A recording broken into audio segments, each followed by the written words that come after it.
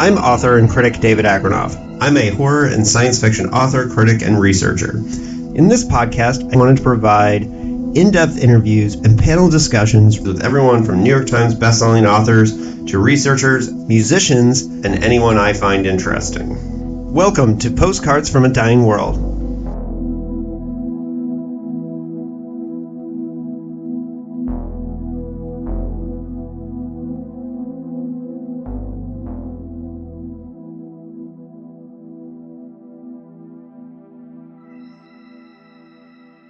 Hello and welcome to another special episode of Postcards from a Dying World. I know I've been a little quiet lately.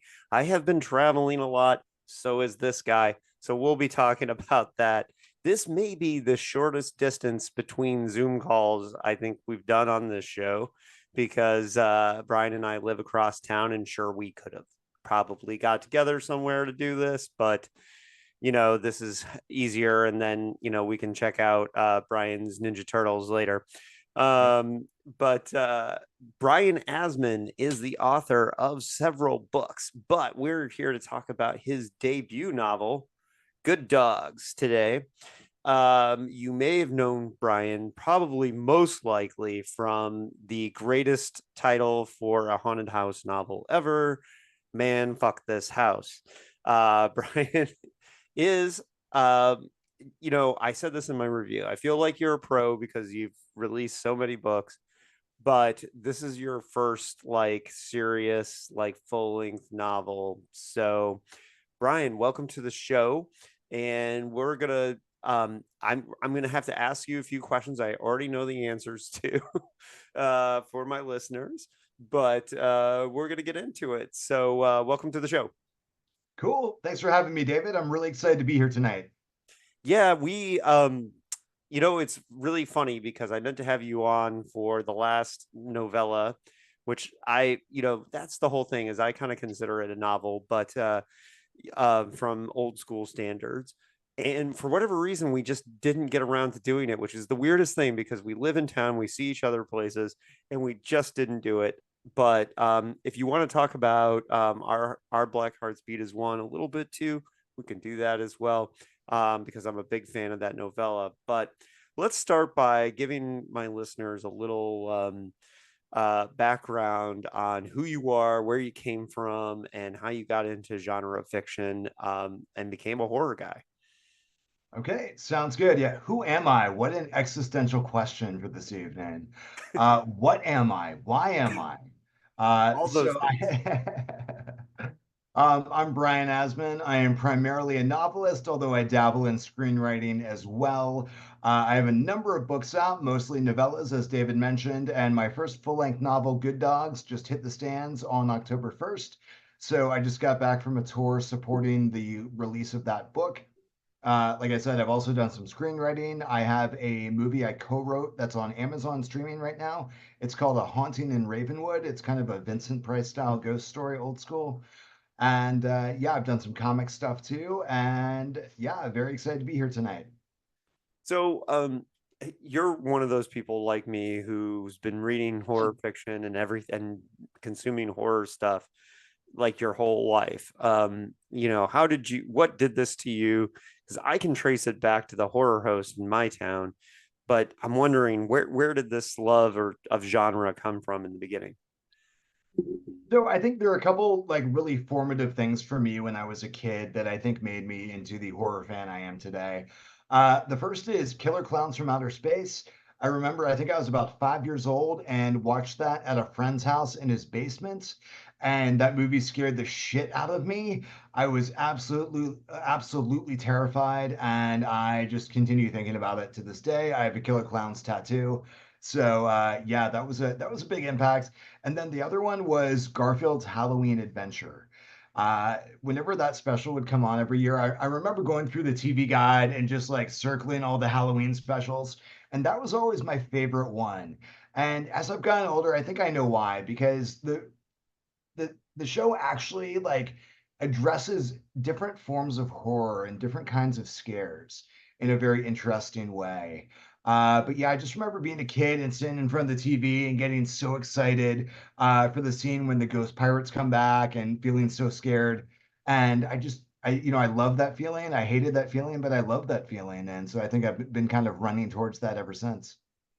Well, and I'm a person that really believes that the geography of people and where they grow up and what kind of scenes they were a part of have a huge part to do with who they become. Like, for example, Indiana is a huge part of who I am, partially because of the punk and the hardcore scene, but also because a lot of us weirdos in Indiana first, like as young kids, became weirdos because we watched Sammy Terry, our horror host, Mm. and we were introduced to Hammer movies and Phantasm and other things because of Sammy Terry. And I believe you grew up mostly in the Northern Virginia area, right? Like Yeah, near right DC. outside of DC, Alexandria. Yeah, I was Yeah. born and raised there before moving to California about 20 years ago. Right. And so I'm wondering what impact that area you think the geography of growing up in Alexandria had on you. 'Cause excuse me, I also know that you were a punk rocker as well, and as a very famous punk rock scene there in DC. Yeah, so definitely when I was a teenager, I got into punk and I went to shows in DC a lot. So, and then of course, when you're in that punk scene, especially in like the 90s and stuff, there's the Misfits, Mhm. right? And I became a fan of the Misfits just through the scene. And that was definitely another one of my gateways into horror. Like, what are these movies that they're singing about? I want to check these things out. As far as where I grew up, so I grew up in a area that's it was suburban, but adjacent to a lot of historic areas. Like I lived very close to Mount Vernon, George Washington's home, Mhm. and I went to college in a place called Fredericksburg, which is basically a Civil War battlefield, a town going back to the 1700s. And where I went to college, the college was literally built on a Civil War battlefield. One of the dorms was a field hospital. Our athletic grounds were actually called the battlefield. So there was a lot of historic stuff, a lot of kind of spooky stuff, ghost tours, things like that. So I think that had some influence too. The house I lived in college my junior year, 835 Wolf Street, I think it was.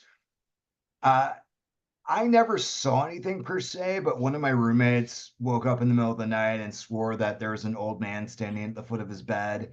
And then sometimes, you'd hear sounds. Like I definitely heard footsteps from time to time and little things like that. So it was a kind of a creepy place to live in a way. Well, and I think that it's impossible when you're living in the DC area to not feel a little bit of the weight of history, like in that area.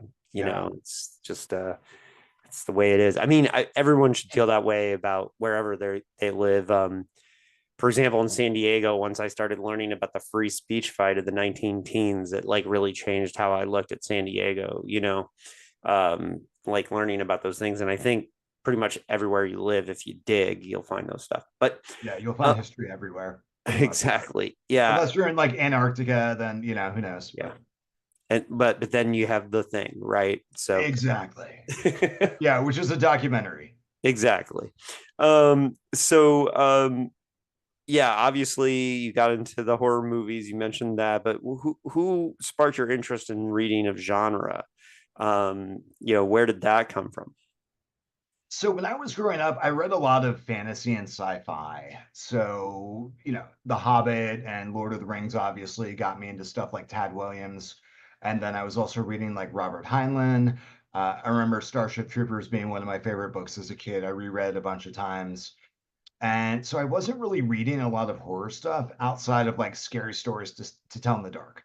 Mhm. And, because Which I is an was important influence on a lot of people. absolutely. And I always gravitated towards it, but it would scare me too. And then I like wouldn't be able to sleep that night. And Right. so, I did read a lot of fantasy, but I remember like, looking through like computer game magazines and like I played like Diablo, for example, which is like a fantasy, it's kind of horror adjacent for a fantasy game. So some of the gaming stuff certainly got me in a horror direction as well. And then as far as like when I really started reading horror, like, I'd read some Stephen King here and there and stuff like that. But I think what made me really want to write horror was when I read 20th Century Ghosts by Joe Hill. Mm, And I just remember reading all these stories that kind of just were very unique and stretched what at the time I knew what horror was. And right. I was like, oh man, I kind of want to do this. And so I majored in English in college, and I knew I always wanted to be a writer, but I didn't really know what I wanted to write for a long time, which I think is kind of a common problem. Did you know I Joe Hill's secret when you read it, or did you not I know? did. Yeah. Yeah, I knew that he was Stephen King's kid. Yeah. Yeah. The first two times I read Joe Hill stories, I did not know. Really? No By the kidding. time I read the whole book, I knew, but it was interesting to make that discovery. And it's like as soon as you see a picture, you're like, oh well, of course, no shit. Yeah, totally. It totally makes sense. Yeah, he Yeah, totally looks like Stephen King circa 1985 or something. Uh, right. but I think that's an interesting point too, because when we were growing up, the internet was not at our fingertips the way it is today, Yeah. right? So you couldn't go like look up information really easily. Like I'd have to wait for my computer to boot up in like the years when I actually had internet. And so, I'd read a book, and now you might like read a book and then go look up more information about the author, look at their social media, learn more about them, things like that. Back then, I didn't really do any of that because, Mhm. again, I'd have to like wait for my computer to connect or whatever. And, I was just on to the next thing. So Uh, it's a different Brian, experience. I'm combing through Twilight Zone magazines and Fangoria, and you know, we and actually in eighth grade, I was a subscriber to the newsprint Castle Rock newsletter that came like it was like a Nice. folded newspaper newsprint zine that came out every other month, and I was a subscriber to Castle Rock. So, which is hilarious, but to think about the difference in how things happen these days. But yeah, so that's cool that Joe Hill. So it was a pretty recent thing then, that you got serious about reading horror, and then you went I to mean, that was still 20 years ago. yeah, okay, I guess, yeah, It time. feels, I know it still feels like he's like a new writer kind of compared to like, what we were reading growing up. But Well, see, because I've been reading Stephen King since he was a child. So yeah, yeah. And so I would say that's partially where it seems to me like he's a newer writer. But yes, it was 20 years ago. You're correct. And you're correct to correct me on that. So, time is however, fucking weird, man. Time is weird. time is weird. I hate And it. the older we get, the faster it goes. So here's the Yep. thing that's interesting too is so then you went to school for this, and what impact or what influence did getting like actual training on this, because I'm self-taught, for example, you know as far as writing goes. I'm Yeah, just so wondering. I got a master's in fine arts and creative writing from UCR Palm Desert. One of the reasons why I did that was because Stephen Graham Jones was teaching in that program. And I already knew him. I had done a week at the Stanley Hotel, like a writing retreat with him at the Stanley Hotel in Colorado for a week. And that was super fun. We spent the morning workshopping stories, and then the afternoons were kind of free. And it was snowing the whole time, and it was great. We watched some horror movies at night. I remember we watched The Autopsy of Jane Doe, and as soon as the movie ended, the lights came on, and one of the hotel employees uh, like opens the door and comes into the room, and they're pushing a metal cart with a white sheet draped over it, which I'm assuming was from some catering thing. But you've seen the movie, right? Right. Yeah. Right, where it's, for anyone who's not familiar, it's set in a mortuary. There's an autopsy of Jane Doe. There's an autopsy going on. So it just seemed like, a long metal cart with a white sheet draped over it being pushed into the room. Like everyone just kind of screamed. It was really funny. But yeah, so after that experience, I wanted to like just do more, I was still learning, and I liked having a bit more of a formal environment to workshop and critique with people.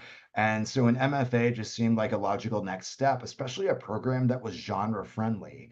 I didn't want to go to an MFA program that was all like kind of like snooty and literary. Like I love literary fiction too, but I'm a genre guy, and I wanted to go to a program that respects genre, which UCR Palm Desert does. And Mm. that was really cool. So I got to study with like a lot of really cool people. And that's actually, I ended up getting my agent because my thesis advisor read my thesis, which was 120 pages of a book. And he was like, I think my agent would like this. Is it cool if I refer you? And I'm like, is it cool? Of course it's cool. He's So I ended yes. up signing with my agent, Jenny Dunham, as a result of going to grad school, which is not the usual path for most people. No, no, and it worked out, and it was great. And it's a smart choice beyond the fact that Stephen was teaching there at the time. And I believe that's the where he was teaching when he had Octavia Butler as a guest. Um, and he told us a story on the Dickheads podcast about how they ended up arguing about whether Philip K. Dick was science fiction or not. Like and Octavia Butler and Stephen Graham Jones arguing that, and I was like, God, I would have loved to have seen that. And Yeah. but he was teaching there. But one of the other things about Riverside is people should realize is that they have one of the best genre collection archives at the main Riverside campus. It's a great archive. I've been there. I've done research there. It's fantastic, and like the whole tradition of if you go to the Riverside Library, like, and you look in the fiction, unlike most college libraries, they have a lot of really good genre fiction sitting there on the shelves and first editions and that kind of thing. They're just sitting there among the shelves. Like, how many college libraries have a full collection of Peter Straub, for example? Right. And there's just things you see there at Riverside. It's great. It's a very cool school. So um, I think it's great that you went there. Um, Yeah. Yeah. Like I said, it was a great program. I'm still friends with like a lot of people from the program now. And yeah. yeah, and the proof's in the pudding for all the work that you've done and all the successes that you've had. I'm sure that's something that everyone in the program is proud of. So you started mostly working with these novellas. Is there anything you want to say quickly about those? Because I think we should start to move into Good Dogs soon. Um, Yeah, uh, I can talk a little bit about my path there. yeah, I came to self-publishing in a very weird and unorthodox way in that it was a decision that I made with my agent. yeah, So I got my agent in 2019. She was shopping a novel that I wrote while in grad school. And of course, we all know what happened in 2020. COVID yeah, hits. And then for the first time ever, publishers stopped taking agented submissions. yeah, And so everything was like at a standstill. And my agent was like, Brian, why don't you use this time to grow your platform? I'm like, how do I grow my platform if like I don't have books? Like, I can yeah, continue writing short stories, and get, token payments of like $30 or something like that, I suppose, or maybe hopefully crack one of the big markets. What do I do? Like, do I write another novel? I'd written several novels at this point, and they were just kind of like getting backlogged with my agent at this point. So we talked about, and she was like, "Well, you have the one novella that you did with the Racerhead. I'm not even supposed to be here today." That people tended to like, and she's like, "Why don't you write a couple novellas and release them yourself?"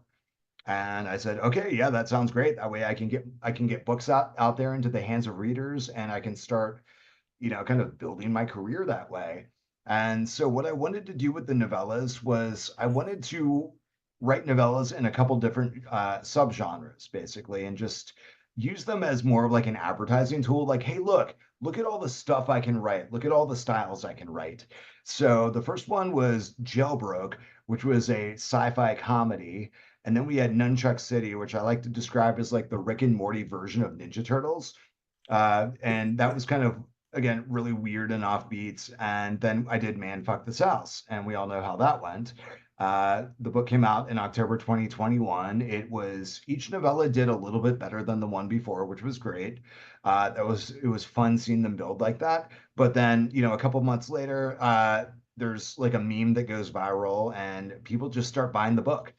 I just remember yeah. looking at my KDP account one day, like, I'm just getting all these notifications and just looking at the numbers, like, holy shit, what is going on? This is absolutely insane.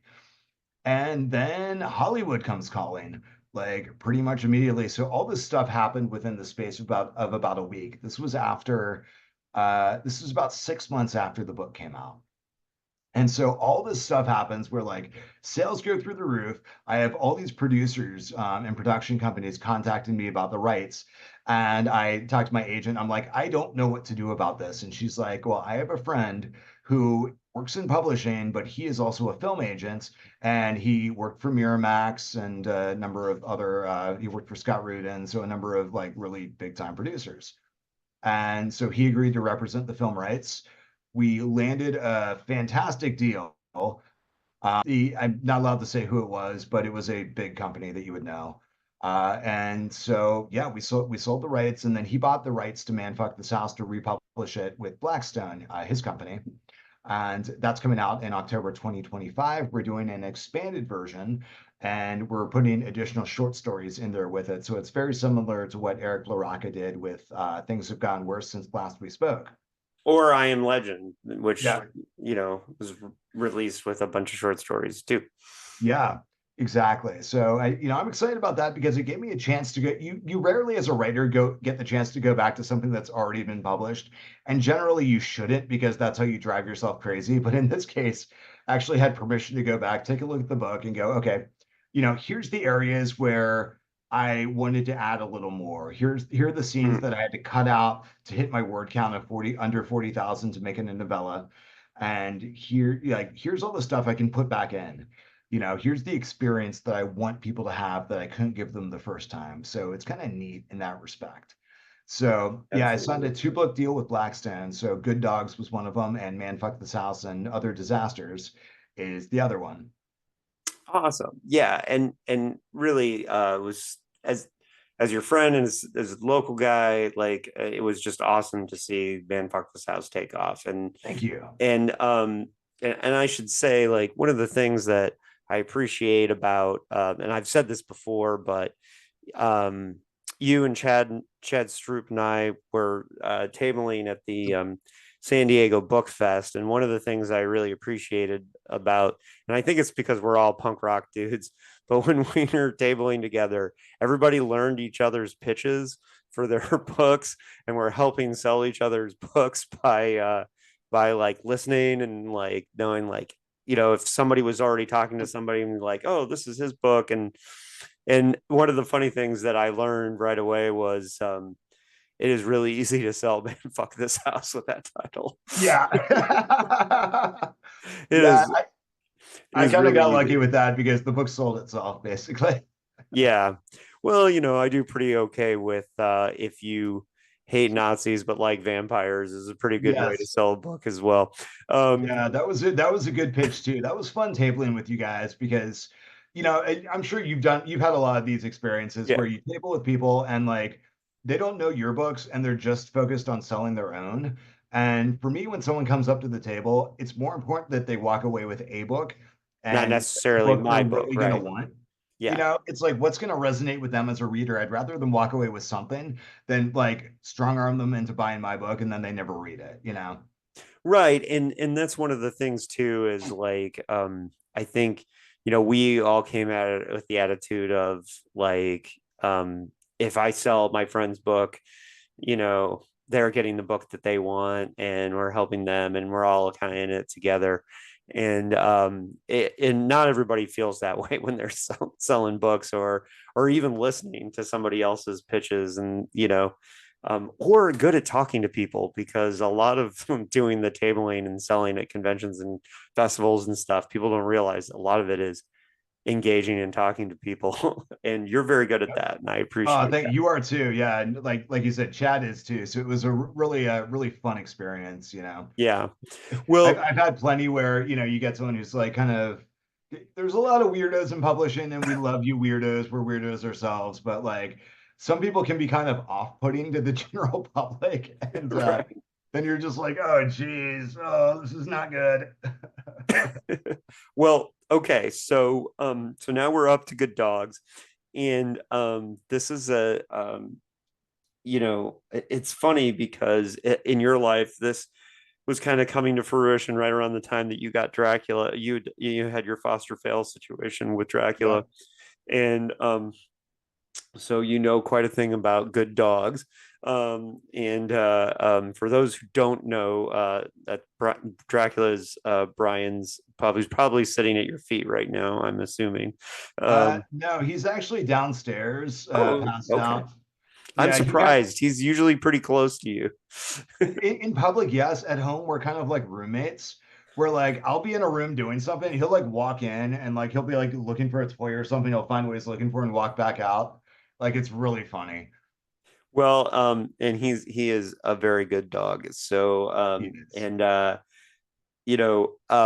appreciate kind of the universal like coming together of those things with your book with this title. One of the things that so this is the big debut novel, the full length novel. Now you've written a couple. What was the thinking and did you pitch a couple to Blackstone or did you come to them with this particular novel? Or how did this novel get chosen? Because I know you've written more than one. Yeah, I've read a lot. So at the time, this was probably the one that was A, the most mature, and B, it was also horror. So interestingly enough, when I got my agent, I did not get my agent with a horror novel. I got my agent with a crime novel. Hmm. And which I still hope that sees the light of day someday because it's really fun and also really personal. So yeah, we were just they wanted to buy Man Fuck This House, and we just wanted to use this. We were like, okay, well, what else do we have? Can we swing a multi-book deal out of this? And Good Dogs was the one that was probably best positioned to go with it and make sense. The crime novel didn't really make sense. Good Dogs did. And also the other factor that led me to push this one was it's kind of a cinematic book.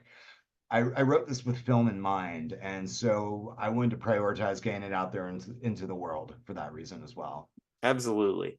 Yeah, and I had the situation too when I signed with Eraserhead, and the whole thing was that they were giving me 5 books, and they were like, and I remember pitching a whole bunch of works, and Carlton immediately clued in on my werewolf novel, Boot Boys of the Wolfreich, Yeah, it's a good one. partially because he loved the title, but so I was in a similar situation where there was a big like shining light on like, hey, do your vampire or do your werewolf novel. And so it was early for me too, and so I know a lot about that whole experience of trying to get into the werewolf novel. Now, did you do, because I know when I talked to Stephen Graham Jones, he said before Mongrels he did go and read a bunch of werewolf novels and consume a bunch of werewolf literature to make sure he A had the vibe and B like didn't repeat things. And so did you do that or did you try to stay away from that stuff? No, I did, yeah. So I'm not one of those writers who believes I need to isolate myself mentally in order to produce my work. I like to really swim in whatever I'm working on. Yeah. So yeah, whenever I have a book I'm writing, regardless of what it is, I'll come up with like a watch list basically, and then I'll books that I read as well to get in the mood. So yeah, I definitely did that with Good Dogs. I watched a number of werewolf movies and read a few books. Mongrels was obviously one of those. When We Were Animals by Joshua Gaylord was another one, which is Mhm. a very, very interesting book as Wolfen well. by I Whitley recommend. Strieber was a big one for me. I actually loved Wolfen, and I know Steven said that that was a big one for him too on Yeah. Mongrels, which is interesting. But We Are Animals. I actually never heard of that one. So Yeah, When We Were Animals by Joshua Gaylord. It's a bit more on the literary side, mhm, but it's definitely a werewolf novel, and yeah. it's unorthodox in the werewolf aspect for sure. Uh, Wolf Hour by Robert McCammon was a big one for me too. yeah, I Um, need to there, read that. I've read a lot of McCammon, but I've never read that one. there So are a lot of Easter eggs for Wolf Hour in both Boot Boys and Last Night to Kill Nazis, for The Keep by F. Paul Wilson and Wolf's Hour by Robert McCammon. There's lots of intentional Easter eggs people can find. But well, that's cool to hear the influences because here's one of the things that's really interesting. Now that I've read Good Dogs, is I expected Good Dogs to be a little bit more on the comedy side, and I was pleasantly surprised at how, I mean, there are funny moments, but it's a straightforward horror novel. I think of you, and it's partially because you're hilarious on social media, but um, uh, kind of expected. I don't know why I had my brain set up that I was going to be reading a funnier book, and I just read Our Black Hearts Beat as One, which is not particularly like comedic book. So I know No. that, yeah, right. So I should have known that this was coming, but for whatever reason, um, I did not have myself calibrated for that. So it was a good surprise. And I read a good portion of it on the train back from a conference in LA. So I read probably the second half in one sitting, which is a good way to consume it. Oh, that's awesome, man. I've Yeah. had a couple people tell me that they read it in like one sitting, and that just blows me away. Yeah, I Like did all not do that. compliments are good, but when someone's like, I literally just sat here for a couple hours and read the entire thing, I'm like, oh wow, I did something right. Well, it's funny because on the way to that conference, I intentionally read a book that was a one sitting book that people had told me you have to, it's better if you, and that's The Man Who Folded Himself by David Gerald, which Hmm. I highly recommend to people as a brain fucker of a novel that if you read it in one sitting, it's 10 times better. And so if you've got a long flight or whatever, it's only 170 pages, Okay.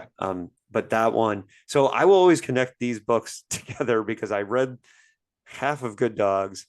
I read The Man Who Folded Himself and then read the second half of Good Dogs in one sitting, right? So I will always connect those books in a weird way.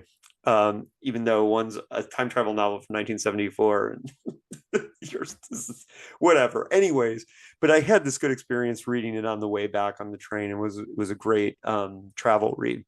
And part of that is that I found the final act to be very immersive. Now we will get into spoilers in a little bit, but this part of the Cool. conversation I want to keep it um, spoiler free, and then we'll get under the hood a little bit. But tell people a little bit about your pitch, because I think one of the things that threw me off on maybe it being a little more comedic was there is a kind of tongue-in-cheek pitch to it.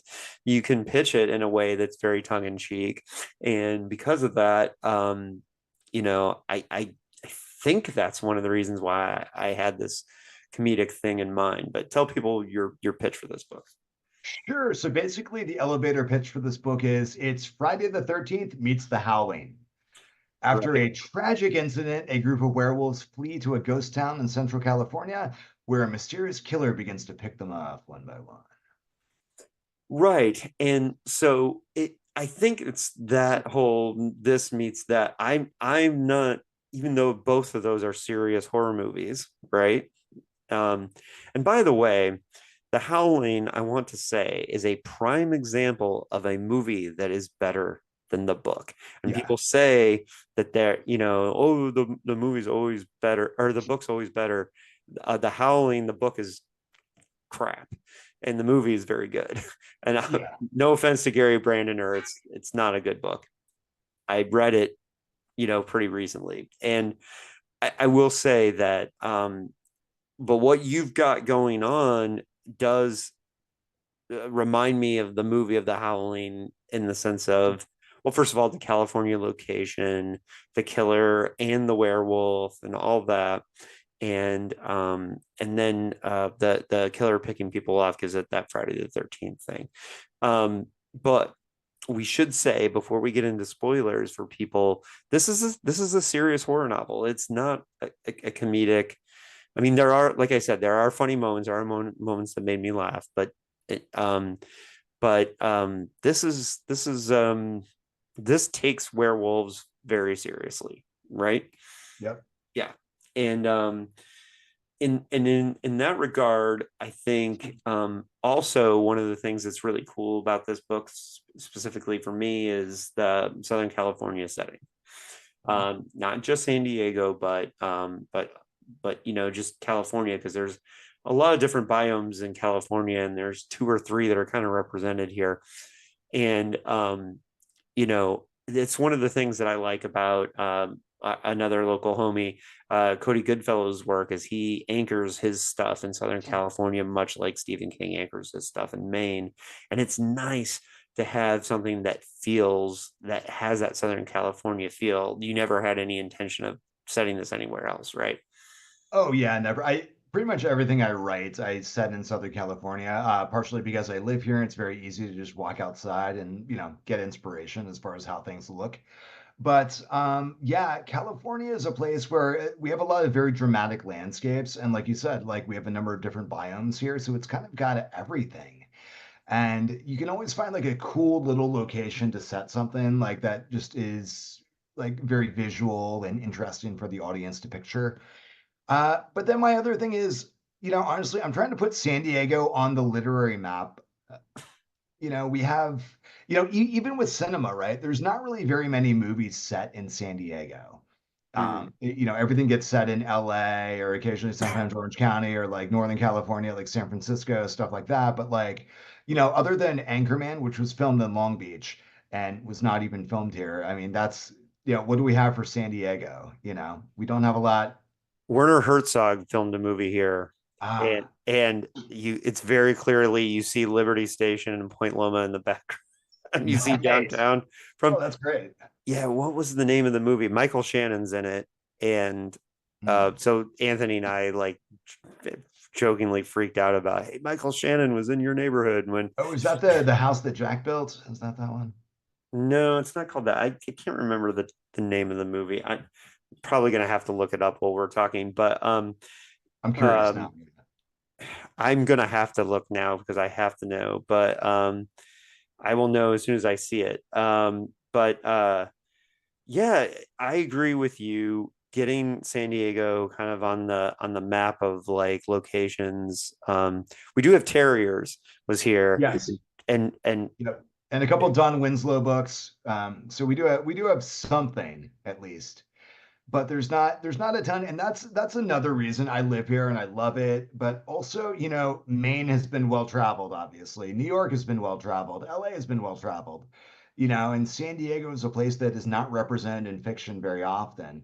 And so that's part of the attraction too. I can show audiences something new to them. okay, it was a crime thriller called My Son, What Have Ye Done in 2009. Okay. I think Nice. with Willem Dafoe and Michael Shannon. Hmm. Um, I'm gonna have to yes, watch that. yeah, it Okay, is, I'm gonna write that down while we're talking, actually. Yeah. and the it's funny too. Terriers, I mean, they completely fictionalized Obi and made it into like its own city in a lot of goofy ways, but Oh yeah. it did put San Diego on the map a little bit. I Yeah. agree with you. I agree with you, and eventually I have a sci-fi tribute to the Fletch novels I want to write one day that's going to take place in OB. Oh, So that sounds fun. Nice. yeah, Like that. someday. Um, I want to write about hoop culture in San Diego a little bit too. But anyways, I've got, you know how it is. We've all got like a million plans. Let's do a little final like non-spoiler pitch for Good Dogs, and then we'll get under the hood a little bit. Um, and one of the things that I would say to another thing to sell this book is that it is a very character driven um piece of horror. It has it's very strong on the characters. Is there anything else that I'm missing that you really want to highlight to people? Yeah, I appreciate you mentioning that. For me, I think horror only works if you care about the characters. And so I do try and put a lot of effort into characterization and into, people. I want to write people that I am personally interested in learning about. And I think that will hopefully carry over to the reader as well. So yeah, it's definitely character driven. It's found family. It's about finding your place in the world. And that's what drew me to this particular narrative because I'm someone who has never quite felt like he fits in. And even, you see this early on with Delia. She's finally found a group of people who are like her, but she Yeah. still doesn't fit in either. she's still suffering from those feelings of being an outsider, despite the fact that she's finally found like a bunch of people who are also werewolves. And that's how I feel a lot. Even when I find my quote unquote people, like I still feel like round peg square hole type. So that's something I wanted to write about in the book, and I think it comes through. And an underrated reason why San Diego would be a good place for werewolves is we have lots of canyons mixed in the city. Yes. So, I I actually thought you were going to go there with this book, but they leave San Diego relatively quickly. But I definitely was thinking about that with your werewolves. Yeah, Yeah, and that was inspired from I lived in Claremont for a year, and there that's for the audience, that's what David was saying. That's a neighborhood. There are all these canyons all through it, and there are coyotes and all kinds of other wildlife that live down there, and there are mixed in the hiking city. trails. Yeah, Yeah, and yeah, it makes it a very unique place. So you did touch on that, yeah. and good on you. But I thought we were going to do more with that, just because I thought we were staying in San Diego longer. Um, but we'll get into all the awesome things you did with Talbot, the ghost town, which I don't think is a spoiler because it's mentioned on the back cover of the book Yep. that the werewolves buy a ghost town, kind of more closer to Central California, and that's where a lot of the action takes place. Is there anything you want to tell people before we get into spoilers? About anything you've got coming up, or anything you want people to look for, and where they can find you in case they have not yet bought Good Dogs, but they're going Yeah, to. yes, definitely. Yeah. First of all, please go buy Good Dogs. There's no wrong way to buy it. If you go to my website, brianasmanbooks.com, there's a bunch of links there that will help you out. But you can go to your local bookstore. Barnes and Noble has it. Your local indie bookshop. You can also order signed copies from Mysterious Galaxy or Artifact Books here in San Diego. Yeah, so go get that and be on the lookout for Man Fuck This House and Other Disasters coming October 7th, 2025 from Blackstone. So very excited about that as well. And then as far as anything beyond that, we'll see. Yeah, and look for events around if you're local, if you're in San Diego. Um, Brian and I are both sometimes doing events and selling books at things. Um, uh, Brian, I think you do a little bit more traveling and cons than I do. So you might be able to find him out in a boot selling this stuff. And but yeah, the signed copies through Mysterious Galaxies or Artifact is a great way. The longtime listeners of the show will recognize Greg from Artifact Books, who was on our Science Fiction Hall of Fame episode on Clifford Samack's The Huddling Place. That's his store. You can buy Brian's book through Greg, and Greg would appreciate it. Yep. And sorry, one more thing I'll add. This is also my first audiobook, which is what Blackstone is known for, and the audio production is absolutely fantastic. So if you like audiobooks, check that out on Downpour or anywhere else you get audiobooks. Yeah, that is a good point. Okay. Now is your spoiler warning for people. We're going to get under the hood for about 20 minutes. And I think, um, oh, yeah, yeah. Ooh, there's the This is werewolf. my spoiler wolf. So yeah, when you Yes. see the spoiler wolf, watch out. Okay. I'm just gonna say this is my spoiler handwritten Philip or hand typed Philip K. Dick letter. Um, um, but that's the only thing I could reach for. So, Yeah. but okay, so Good Dogs. We're gonna get into it now. So Delia, who is the main character, is you talked about the found family thing, but the book starts with a prologue about talking about Talbot, California. And so what I think you were trying to do with the prologue here is set up the mythology that's going to be going behind all this. So one of the good things is that I love a good prologue where you set mood, tone, and then you forget about it, and then you only remember about it when other things remind you about like why the prologue existed. That was obviously the tactic, right? Yep. Yeah, exactly. And it's funny whenever I see the prologue discourse break out online, there are certain people who think, "Oh yeah, if you have a prologue, why not just call that chapter 1?" And for me, I think a prologue is needed when it justifies itself. And so Exactly. if you're doing like a time and location skip, then I think a prologue works better than a chapter 1 because it wouldn't make sense to have chapter 1 1885, 1895, or whatever the hell I can't remember what year I said in, but Yeah. chapter 1 and then chapter 2 is suddenly modern day. That's a little jarring, but I think if you do prologue, all bets are off. Anything can happen. So yeah, the idea with the prologue was to set up the history of the town, seed some stuff in for later, and also open on some action beats. Yeah. And you know what I say to prologue haters? Yep. Yeah. Dude, I'll Prologue. also add this. I think in horror, prologues work really well because you can have some like, side characters that you dispense of pretty quickly. You can get some blood and guts in there on the page real quick.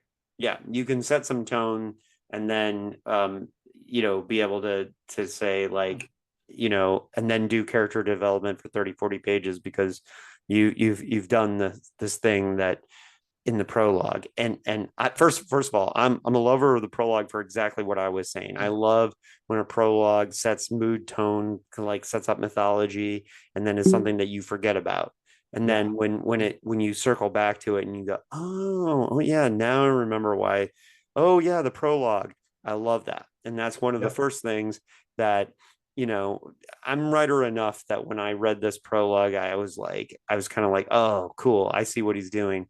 And Yep. the other thing that this did and served to do for me was set a different tone than, because I had that comedic thinking in my head. And then immediately was like, oh no, this is a serious horror novel. And then I kind of like, you know, tighten my shoelaces and like, let's go. Yeah. So and that's one of the things that I like about that. Now, so part of what goes on when you jump ahead to now in the story and you have um the whole thing with um uh they find the severed leg in the yard, then this kind of sets off the whole thing of where they don't know how it got there. And it becomes a thing of like that's one of the horrifying things for these werewolves is that they don't know what they're doing at night. They don't have any clue. And so Yeah. the leg is like a really creepy thing because did they do it? Did they not do it? Did somebody else do it? You don't know. And the mystery of that is very important to the beginning of this novel. Yeah. Yeah. Yeah. And I think it's important because that drives them. That's the kind of the MacGuffin that drives them like, hey, we got to get out of here and do this. We got to wolf out the change. And so tell me about like deciding to call it the change and doing all that because that's, you're making choices when you're writing a werewolf novel of like how you're going to talk about these things and how you're going to do these things. Because believe me, as somebody who's done it, you have to like decide. For me, I wanted my werewolves self-aware, for example. um, they don't really have total control over what they're doing, but they know that they're there. And so for you built a lot of the tension off this book of they just don't know what's happening. It's a thing that's out of their control, and I like that a lot. Yeah, exactly. It's kind of for me, it was kind of inspired by just generally being young and having moments where you lose control and you don't know what's going on, pretty much. Yeah. But I thought that was for me that was just more horrifying and harder to cope with. If they maintain more self-awareness, then that's a bit of a different kind of story. Here, I really wanted the werewolf thing to be a burden for them, something that they have to actively manage, and that again sets them apart from society, makes them all feel isolated and alone, at least until they find each other. Mm-hmm. And one of the things about the narrative construction of this book that really works for me is that you dole out the killer storyline um, in like little bits and pieces as we're going along, and sometimes with the time jumps and building up the mystery of and we're in spoilers, so I can discuss Mama Bear in that way, but um but what was cool for me is because, I'm going at it with I sat in Mysterious Galaxies and watched you talk with Jonathan Mayberry about this. And I had, somewhat of a clue. And so in my head, um, I was thinking, at first, I was just thinking it's just a serial killer or just like a typical slasher. And, um, so I wasn't kind of like, again, it was a little bit of a surprise for me that this was like a supernatural, slasher. And there's two different kinds of slashers. There's the non-supernatural slashers, Yep. and this is more akin to your well, I guess Jason Voorhees becomes this over time Yeah, because this is Jason Voorhees Part 6 and Beyond, essentially, was the a lot of the inspiration, really. yeah, and a little bit more like the shape. And I was thinking well, like Freddy, because Freddy is dead and a supernatural Yeah. figure, and so Mama Bear is like this force of nature who's, you know I love the idea that she's connected, has this supernatural drive to get revenge on wolves and like feels and senses them. That was so smart. It was such a Yeah, great thank you. twist. Thank you. And it kind of makes it work, and it also takes it from being like, you know like kind of funny concept of, oh, it's a slasher attacking werewolves, to giving it a real like scary thing if you've come to like Delia and Little Girl and Nisha and all the characters. Once you like them, then the fact that she's supernaturally driven to hunt them is it makes it scarier. So that was a great choice. So where did that come from, like, um The along the name just kind process? of popped into my head. Like, so essentially what happened was I had the basic concept of slashers and werewolves all together, right? And that Mhm. was kind of a chocolate peanut butter idea, I call it, like where I hadn't quite seen that done before, in that particular way. But it seemed like two tropes married together.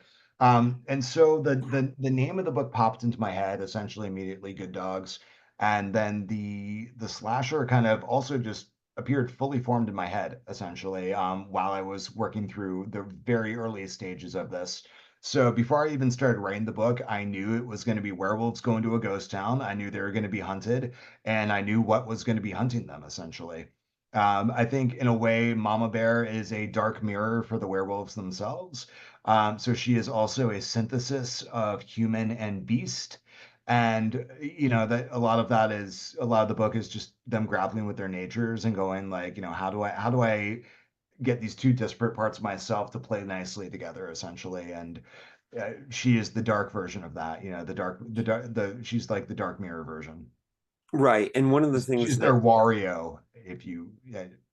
yeah, well, and the other thing about it is that for me, I always say, like, to me, the fundamental part of storytelling is parallels and reversals, Mhm. right? Yeah. And so one of the cool things about Mama Bear is that it is both a parallel. It's a parallel, and in many senses, it's a reversal, because these are monsters. And even though we grow to like them as people, the people side, the thing that makes them monsters is also the things that makes them targets, and that's what makes it both a parallel and a reversal. Yeah, And exactly. yeah, and it's one of the things that I think is so smart about this book. And the other thing I would say about this book, and I wrote the review um, last week, but one of the things about this book is that as I thought about this book more, and as I was like kind of trying to think about it from an interview perspective and a under the hood thing, a lot of things that I I liked it more when I wrote about it for my review, and I like it more when I'm talking about it. And it's a book that I liked initially, but it grows on me as I think about it. And I think one of the things that's cool about this book is that there's a lot of levels that you might not get right away, that those parallels and those reversals with it, you're involved in the action and the fun of the story, and then sometimes these things hit you later, and that's one of the things that I think is cool about this book is it's a little bit deeper than I was expecting. you Oh, know thank you. yeah. And I expected it to be good. That was one of the things, is I expected to have a good time. But I was just really impressed with how it worked out. And the thing about it is that I will say again, I think those who are expecting kind of a horror comedy, that's not this. That's not this book. It has funny moments, but it's got a lot of deep things to say about found family and all that stuff. And yeah. Anyways, Thank um, you. so once you get to Talbot and you get to all those things, did you map out the town? Did you do any of that? Yeah, I had a couple. Yeah, I made some drawings in a notebook of essentially where things are. There isn't much of a town to speak of at this point, so it wasn't a super detailed map. But yeah, I did sketch some things out. Yeah. And so the thing with Mama Bear in this mythology, had you always decided that you were gonna like do little bits and pieces along the way? Was that always from the first draft? Yeah, It you're was, very yeah, that was in the very first draft, and essentially what the reason why I did that was so I could up the body count. yeah. Honestly, it's a horror book. I only had so many present day victims available, so I wanted to, seed in some flashbacks to show it. Also, it's just to build the sense of dread, to know like, okay, this is what happens to people who come here. And once you start liking the characters in the present day, you have an idea of what's going to happen to them. It's going to be the same things that happened in the 80s and the 50s and the 30s. The other reason why I did that was because honestly, those chapters were just really fun to write. I was able to write them in the style of the period, so I could stretch my Mm. voice a little bit. And I wanted to do essentially, it's important to me. You'll know this from having read several of my books at this point. I like to always find like a little bit of a different way to do things. I don't want to just tell a straightforward story. I want to just explore a little bit. And in this one, I could explore with the voice in different places. And that was super fun. And it made it, much more entertaining for me to write. Yeah. And you got a lot of weird cult stuff going on, and our Black Hearts beat as one, and you got to do the haunted house thing. So I guess I should have done this in spoilers, but I'm assuming at some point you're going to tackle vampires. I mean, you got to, right? Oh yeah. So just the career plan right now for me for the next couple books is just to continue finding different horror tropes and then seeing what I can do with them. So the novel I'm working on right now is a poltergeist book, Mhm. um, which is quite a bit different from the haunted house thing. So I'm doing something there. But yeah, I want to do. I have a Frankenstein novel I wrote back in 2017 that I want to revisit at some point. And then yeah, vampires are 100% on the table. I have a I have a Mhm. really interesting idea for vampires that hasn't been done before. Um, but what I will say is that if you think back to Nosferatu, for example, the pestilence aspect of vampires, that they bring, the vermin and everything that they bring Mhm. with them, that's more of the angle I want to resurrect, and not the sexy vampire, although I love sexy vampires. Yeah. Well, and I have talked to you a couple times about that Frankenstein novel, and I do hope you come back to that. Thank you. Um, That's also um, set in San Diego. So yes. Well, and I just went to one of the conferences I went to was all about. I went to a really great panel about Frankenstein reimaginings, and I thought of you a couple times in that one, oh, thank you. because I was reading Good Dogs on the way to there, and I had just gone to your signing, and so yeah. Anywho, so I guess one of the things, well, you're free to talk spoilers because we're assuming that everyone listening at this point has read the book. Um, what were what was the moment that was the biggest challenge for you on this book, and what was the thing that was the easiest for you to write? Let's see. I think probably the easiest for me to write, I'll answer that first, was the action scenes. Hmm. That's something I've had to work a lot at. I took a class on writing action with John Skip that really influenced me.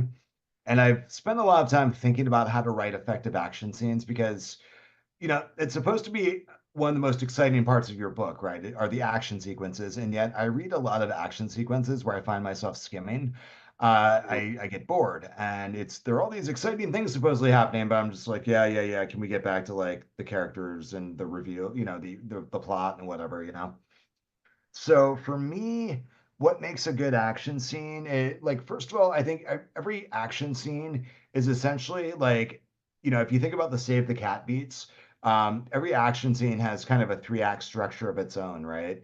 And it's got a Hmm. lot of the same beats, right? There's an inciting incident. Why does the fight kick off in the first place?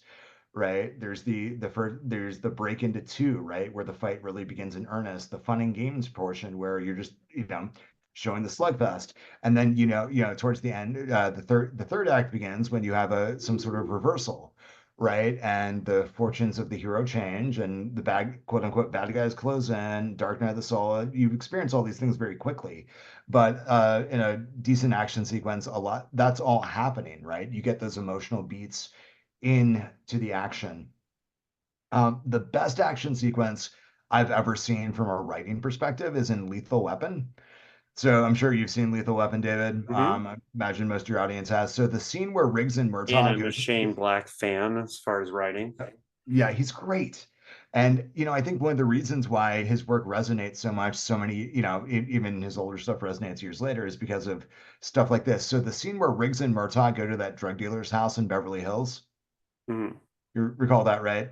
Yes. And there's an action sequence by the pool where they're like trying to arrest this drug dealer, but the entire sequence works as an argument between Riggs and Murtaugh. Because if you look at every action that they're taking is essentially like an argument for their style of their approach to police work. Hmm. So if you see like Riggs is trying to go lethal constantly, and Murtaugh is trying to bring the guy in without killing him, and you see that in each of their actions, and like I said, the whole thing like works as like an argument between them while they're also trying to fight this guy. Well, So speaking of the movie that I've got the poster right behind me for, like Crouching Tiger, Hidden Dragon, one of the reasons why like a lot of the action scenes in that movie work so well is that um they're directed to like enhance the emotional like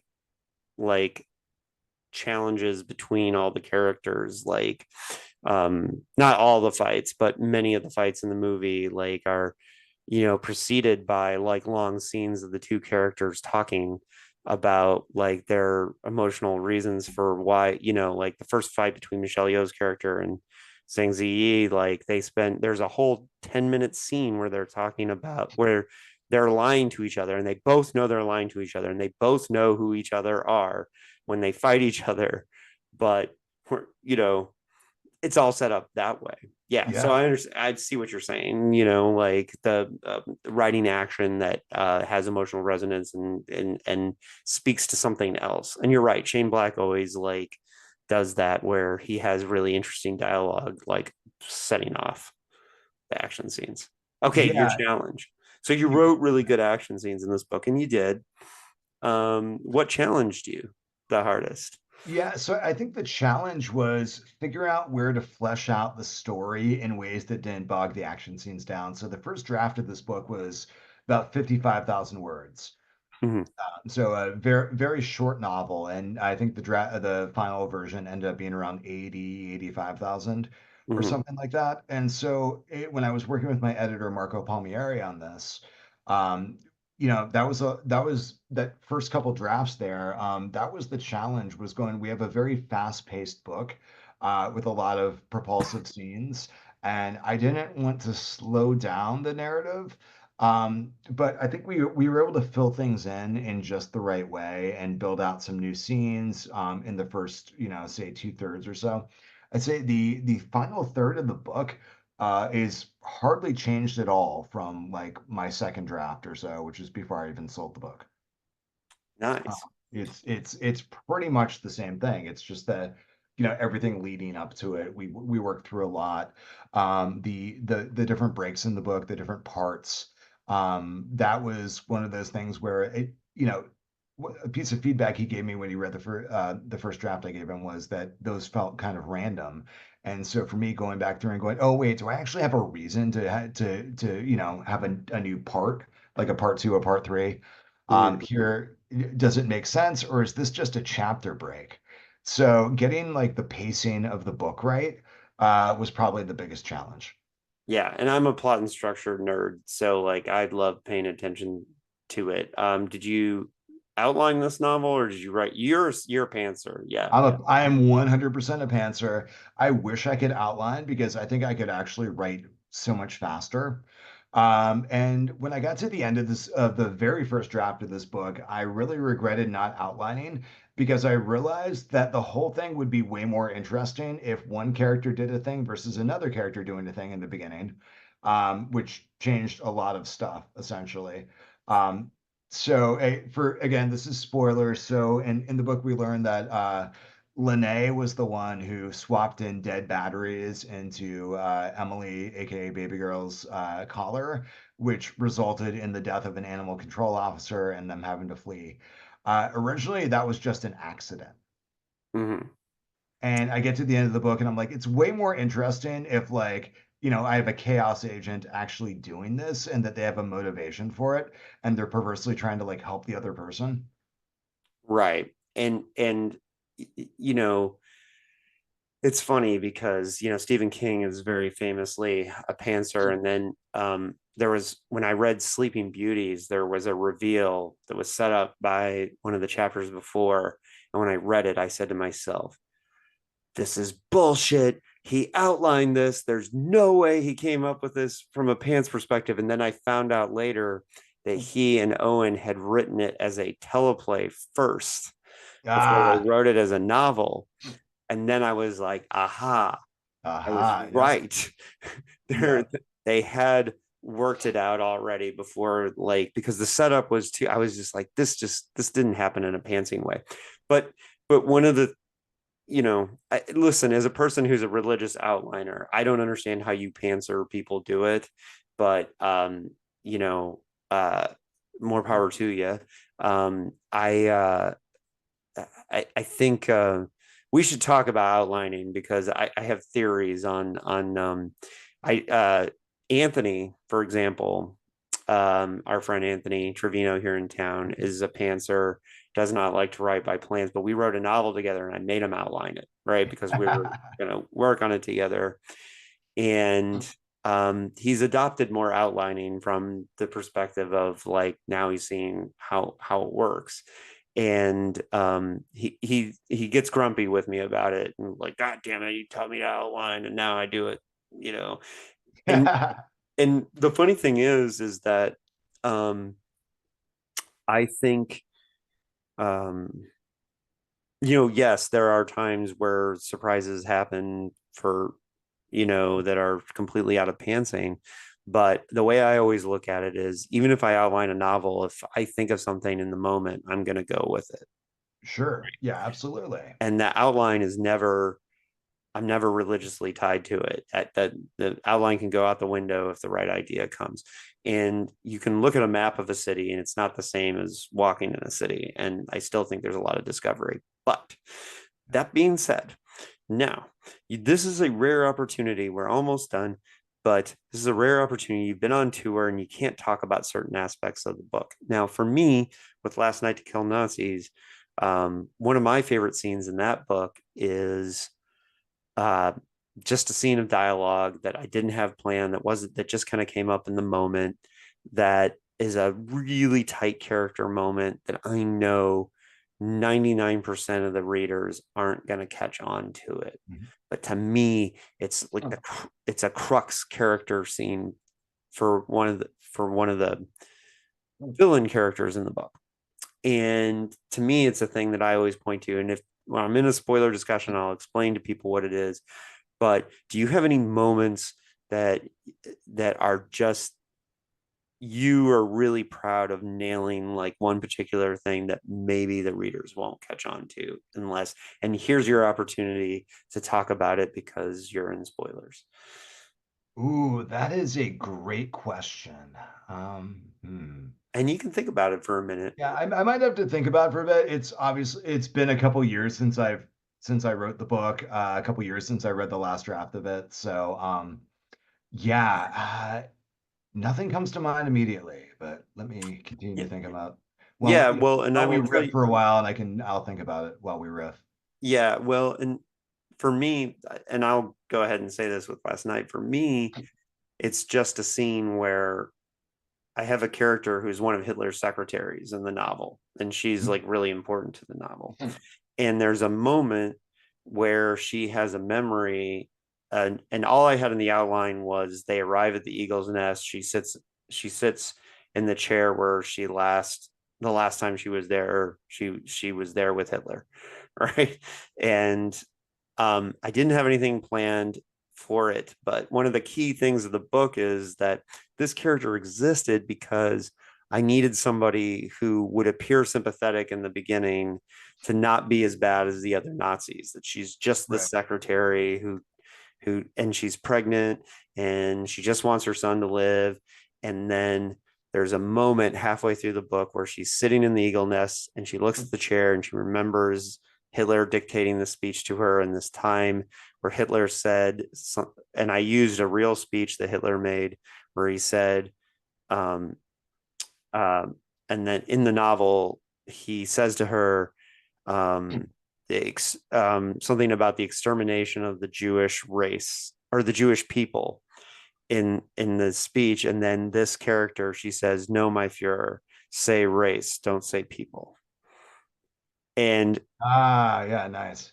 and to me, this is one of the most important parts of the book. All the vampires killing Nazis, all that stuff doesn't matter. To me, this scene where this character says, "Don't say people, say race, my Führer." Like, That's actually pretty fucking brilliant, honestly, man. yeah, and to me, it's like one of the key things of the book. But I know 99% of the people reading that book, it's just going to be another line that they're just going to read, and they're just going to go past it. And that's what I mean by like, are there any moments that you're just like, and I understand you're saying like it's been a while since you Yeah, read this, um, yeah, yeah. but I, Moments like that. Yeah, I'm not sure. There's a number of Easter eggs in the book that people may or may not get, but there's tons and tons of references to different werewolf movies. okay, give me two. Give me two. Yeah. Okay. So baby girl's real name is Emily Downs, and that's a reference. Downs is a reference to Ginger Snaps, Bailey Downs. Okay. Let's see. And there's the neighbor, Mrs. Syadmak, who is that's named after Curtis Syadmak, who was the either the director or the writer of the original Wolfman. Gotcha. Like I said, it's been a while, so I forget. Like, so one of my tricks for any book I write, for character names, uh, I mentioned earlier that usually I have a couple movies or books that I use as inspiration for anything I'm Yeah. writing. I will go to IMDb and look up the movies, and then just steal actors' names and mix and match first and last names. Right. Well, the one of the big influences on Last Night to Kill Nazis is Guns of Navarone and Force 10 from Navarone, and I straight up just made a British character named Mallory, which the Yeah. main character of those movies is Mallory, and I was like, in my mind, it's the same guy. Yeah, Like, exactly. Yeah, I like yeah, that. yeah, absolutely. But uh, yeah, you know, it's one of those things. You just you put these references in there and people catch them, it's great. If they don't, they don't. Well, Brian, I fucking love Good Dogs. It was a great book. It's a great debut. Again, I don't feel like it's a debut. I know it technically is a debut novel. I think of Our Black Hearts as one as a complete novel. It's longer than Of Mice and Men, dude, and people Yeah. consider that a novel, which is ridiculous. It's a novella, but um, and it, and if you'd published that in the '60s, it would have been a novel. Yeah, So, um, true. but but here it is.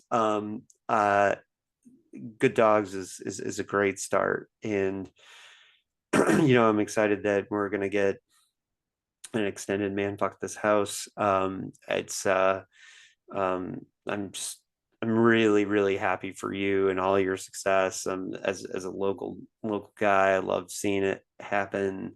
Um, and I believe that the rising tide rises all ships, right? Yep. And we are working hard to put San Diego on the literary map and on the horror map. And I think we did a good job of doing that with StokerCon and putting on a hell of a StokerCon this last year. And I know we're all Yeah. very proud of what we did with that one. Yeah, And that was awesome. I love getting to do a hometown events, and really everyone came together, and it was just amazing to see. yeah, I agree. And so we've already kind of done the outro stuff to a degree, but for your fans, for the people who already love your book and have made it this far, is there anything you want to say to your readers? And I know you do a really good job of acknowledging the role that readers play in all this. Yeah, just honestly, a huge thank you from the bottom of my heart. There are fucking millions of books published every year, literally millions. And out of all those, you picked one of my books to pick up, and I hope you enjoyed it. And I'm really honored that you read my book. So thank you. Yeah. And thank you everyone for listening. Good Dogs is great stuff. Brian will be back with future projects, I'm sure. Please find us in San Diego doing our thing. We um, if you walk by our table, Brian and I will definitely talk to you because you know, we talk to everybody.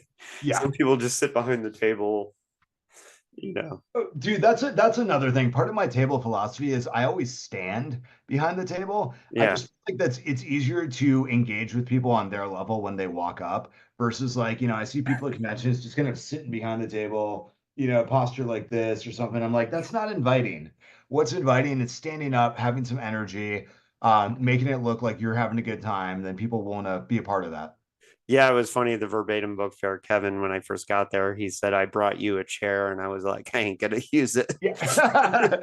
I might throw this through a window or something, but no, I'm not going to sit in this thing. Forget that. My backpack will go there. Yeah. Yeah, exactly. I got a backpack holder. Man, I did miss you at the verbatim book fair. It was a good one. The Yeah, Yeah, I we wish did. I wish I could have gone, but I was like, I don't know. I'm starting to become a little careful while getting burned out, and it was the weekend Absolutely. before Halloween. I'm like, man, I need a chill weekend of watching horror movies and kicking it and hiking and doing all the other things. Yeah. Well, all right. You give love to Dracula for me, Oh, I will. and we'll see you again in the future. And if you made it this far, please, upcoming episodes, we got CJ Lead next talking about American Rapture, and then I'm going to get back to the Science Fiction Hall of Fame series. I'm going to have my Star Trek bridge crew that we always talk about Star Trek with to cover Arena by Frederick Brown, the 1940s classic science fiction story that was turned into the episode of the same name of Star Trek, the original series. So we're also going to talk about the episode it was adapted into. So yeah, a lot of people don't know that was based on a story from the 1940s. Frederick Brown, by the way, who mentored Robert Bloch, also a Milwaukee author, was the only publishing science fiction author who was around locally when Robert Bloch got started in Milwaukee in the 1940s. So Frederick Brown's a really interesting guy. If people haven't read him, he's very tongue in cheek, very hilarious science fiction comedy from the 40s and 50s. And he wrote a book called What Mad Universe that I recommend people check that one out. He did an author photo where he was dressed as Satan in the 50s, which is great. So funny Dope. guy. So we're going to be covering his story Arena in the Science Fiction Hall of Fame series, and then coming up on the unproduced screenplay miniseries that Anthony, Issa, and I are doing.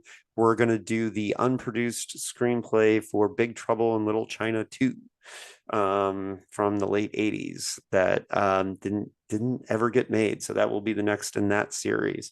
And if you haven't checked out the first in that series, we did David Twohy's Alien 3 script, which we all agreed was better than the Alien 3 that got made. So, and we're going to be doing all kinds of unproduced scripts in the future. And in fact, working on some Shane Black ones, Brian, if you want to, Nice.